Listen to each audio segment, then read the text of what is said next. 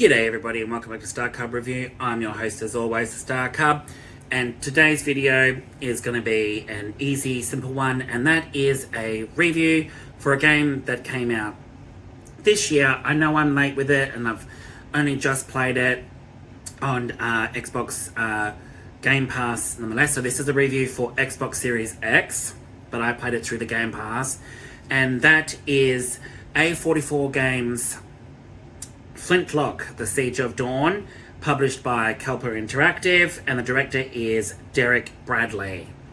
And what can I say about this game?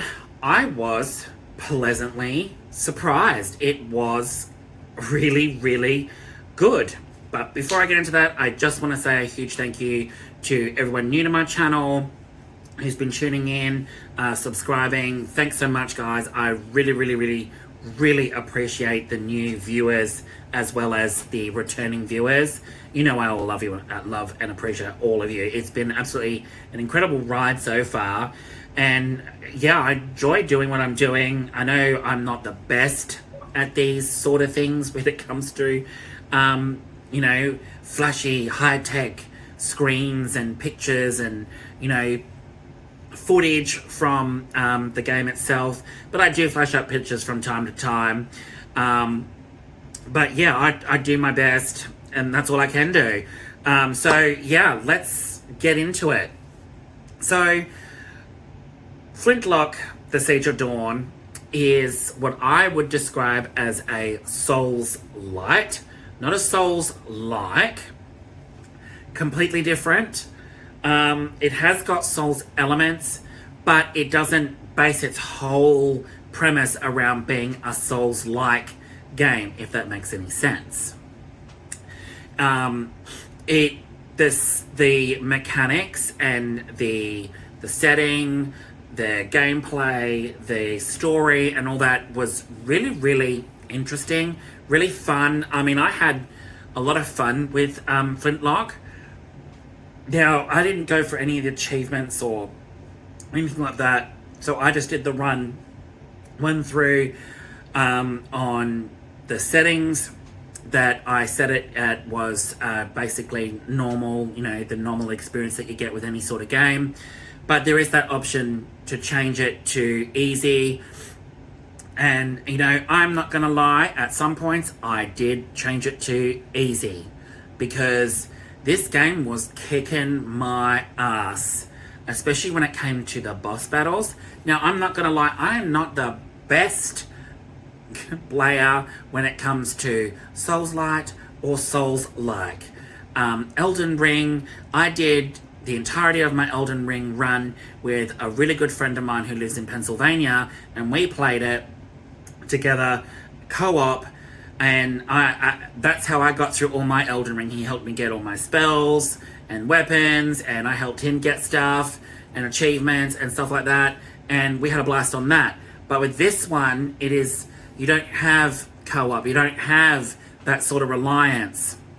So, you know, I only changed it to easy when it came to the really hard boss battles. Because they were just kicking my ass, and I'm not gonna lie, they were kicking my ass. But basically, the story is, let's get into the story first. So, a quick overview of the story is you play as Nor Vanek, who is a member of the coalition who is trying to save mankind by battling and fighting against the old gods.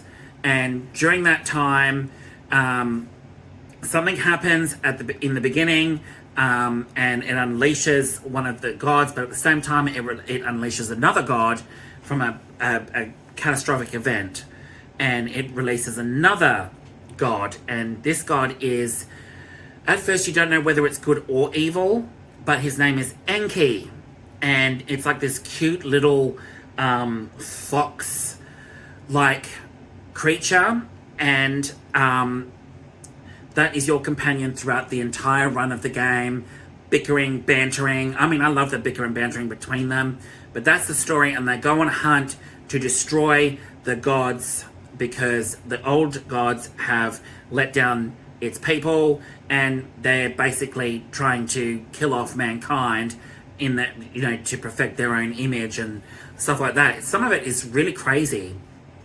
Twists and turns.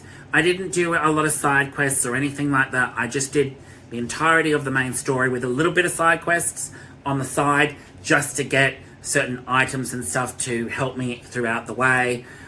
But that's the story of it, and you're basically traveling with Enki.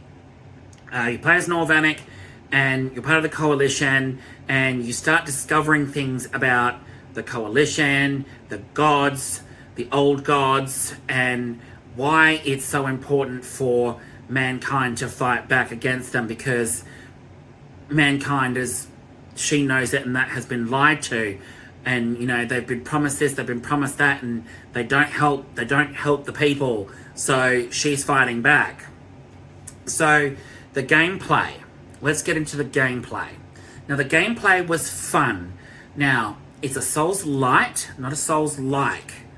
So it does incorporate that souls element, but with some of the other mechanics of it is you can have a hammer and a pistol, and you got magic from Enki, so there's a magic element to it, supernatural magic element there. You can have hammers, swords, a pistol, and you got special grenades, like different magic infused grenades. You've got armor pieces that give you certain bonuses, but if you get the full set pieces, they give you the entirety of a bonus, like the extra bonus on top if you get all the same set. And it was really fun to play with, and you can mix and match your gun with your sword or hammer and do certain combos in the air and slam down. You've got it with your gun where you can do basically interfere with their movements just as they attack, and if you shoot at the right time, it puts them into a stunned state and you can get free hits. Now the timing for that can be off in some spots, but it's not that bad. And some enemies, like normal enemies, I had to change the settings to easy to be able to get the parry windows through as well. So like if you do parry, you can counterattack. The parry windows are forgiving, but on the high difficulties, which I've heard, you've got a very, very small window and they've got to be precise. But the gameplay is fun. You can do multiple different combos. Enki is part of that combo as well, so you can do combos with him. He can hold enemies in the air, poison them, curse them, stun them.